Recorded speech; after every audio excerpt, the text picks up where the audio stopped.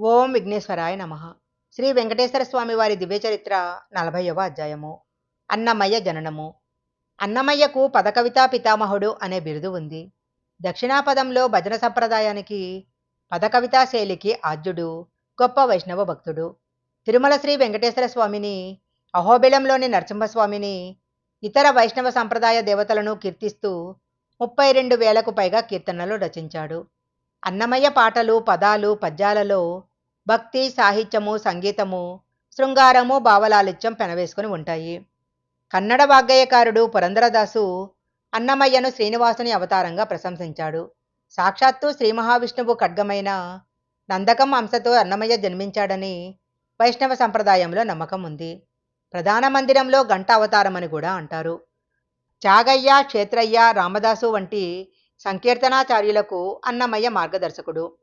చందమామ రావే, జాబిల్లి రావే అంటే వెంకటేశుడు ముద్దలు తిన్నాడో తినలేదో కానీ తెలుగు పిల్లలు మాత్రం గబుక్కున తింటారు. జో అచ్యుతానంద, జోజో ముకుంద అంటే ముకుందుడు నిద్రపోతాడో లేదో కానీ తెలుగు పిల్లలు మాత్రం హాయిగా నిద్రపోతారు. అన్నమయ్య పాటలు తెలుగు సంస్కృతికి ప్రతిరూపాలు. అవి తెలుగు సంస్కృతిలో ఒక భాగమైపోయాయి. జనాల నోళ్లలో నాటుకొని పోయాయి. తుమ్మెద పాటలు, గొబ్బిళ్ల పాటలు, శృంగార గీతాలు, ఆధ్యాత్మిక పదాలు, ఇలా మొత్తం 32,000 పాటలు రాశాడు.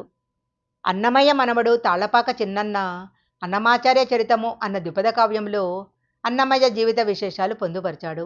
ఈ గ్రంథము 1948లో లభ్యమై ముద్రింపబడింది. అన్నమయ్య జీవితాన్ని గురించి మనకు తెలిసిన వివరాలకు ఈ రచనే మౌలికాధారము. కానీ అనేక విధాలైన నమ్మకాలు, అనుభవాలు, కథలు ఈ వివరాలలో పెనవేసుకుని ఉన్నాయి. నందవరీకులు క్రీస్తుశకము 10వ శతాబ్దంలో కాశీ నుంచి ఆంధ్రదేశానికి వలస వచ్చిన శుద్ధ వైదిక బ్రాహ్మణులని పరంపరాయత ప్రతీతి. క్రీస్తుశకము 10వ శతాబ్దంలో నేటి కర్నూలు జిల్లాలోని నందవరం అనే గ్రామాన్ని నందుడనే రాజు పాలించేవాడు. ఈ రాజు కాశీయాత్రకు వెళ్ళినప్పుడు అక్కడ కొందరు వైదిక బ్రాహ్మణులు చాముండేశ్వరి ఉపాసకులు పరిచయం అయ్యారని, ఆ సమయంలో వారణాసిలో క్షామం రాగా ఆ బ్రాహ్మణ కుటుంబాలు కొన్ని ఆంధ్రదేశానికి వలస వచ్చి నందరాజు ఆశ్రయంలో స్థిరపడ్డారని, నందరాజుచే తీసుకుని రాబడిన వైదికులు కావడంతో నందవైదికులుగా ప్రచారం పొందారని జనవాక్యము. కాలక్రమాన వీరు నేటి కర్నూలు, కడప జిల్లాలలో స్థిరపడ్డారని పరిశోధకులు అభిప్రాయపడుతున్నారు. తాళ్లపాక గ్రామం నామము అన్నమయ్య వంశస్థులకు ఇంటి పేరుగా నిలిచింది. అన్నమయ్య కూడా నందవరీకుడే. ద్విపద కావ్యం ప్రకారము అన్నమయ్య తాత నారాయణయ్య.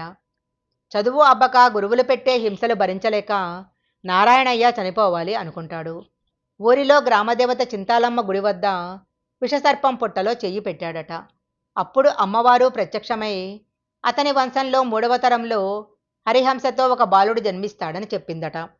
అన్నమయ్య తాతయ్య నారాయణయ్య కడప జిల్లా రాజంపేట తాలూకా పొత్తపినాడు మండలం నడిబొడ్డున తాళ్లపాక గ్రామం విరాజిల్లుతుండేది. ఇక్కడ చెన్నకేశవ స్వామి విగ్రహాన్ని ప్రతిష్ఠ చేశారు. సస్యశ్యామలమై విరాజిల్లే ఈ గ్రామము సన్మునులకు, అఖిల దేవతలకు నిజవాసమై ఉండేది అంటారు. ఈ చెన్నకేశవ స్వామిని దేవతలు, ఋషులు, సిద్ధులు ప్రతిరోజు పూజిస్తారు. ఈ చెన్నకేశవ స్వామి గుడిని ఆశ్రయించుకొని కొన్ని బ్రాహ్మణ కుటుంబాలు జీవించేవి. ఆ గ్రామవాసులు తలపక ఇందిరా, రమణ పదైక మానసులుగా జీవనం సాగించేవారు. వాళ్లలో నారాయణయ్య చాలా ప్రసిద్ధుడు.